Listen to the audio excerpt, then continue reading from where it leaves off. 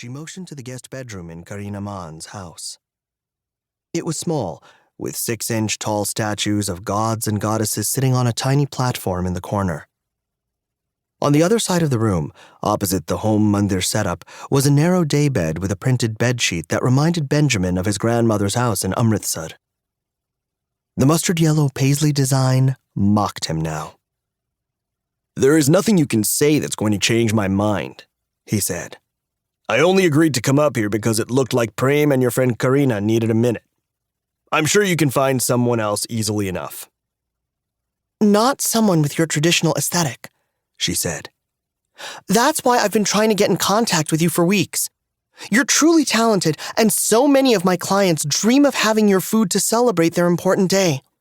This particular client wants to organize their entire wedding around your availability." She looked so earnest, so determined, with her thick black lashes framing deep brown eyes.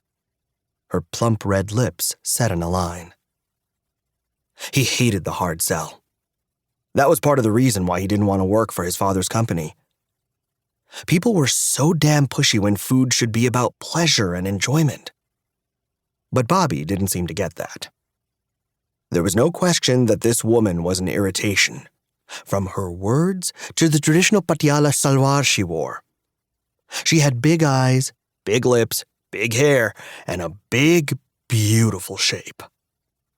The shrewd look made her even more stunning. And more irritating. "Still a no," he added. This time, professionalism faded like mist melting in sunlight. "Do you have a problem with me?" Bobbi snapped. She planted her hands on her hips. "I have a problem with someone thinking they know what's best for my business." "Oh, so it's an ego thing." "What? No, I'm saying you're pushy," he said. She fisted her hands now.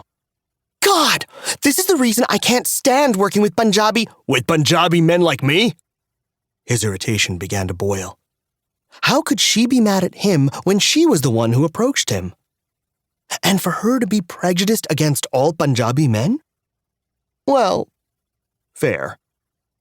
But that just made him even angrier that she was probably right. He may not be her ideal person, but she definitely wasn't his either. He had no intention of pairing up with someone, especially not a career-obsessed woman like Bobbi. She rushed on, her indignation climbing with each octave. "I hate when people like you are so dismissive, disrespectful, and arrogant!" He shifted toward the exit. "Find a different chef, Kaur." "Don't patronize me!" She threw herself in front of the door, arms spread wide. There was a look of panic in her eyes. "These clients only want your food at their events. I told them that I would do my best to secure a meeting. I didn't expect you to be at my friend's party today, and I would prefer if we had a conversation in different circumstances about their wish list. But it's important. If you could just listen to what they're offering for their 3-day mid-size affair..." "I'm going to get myself a drink," he said.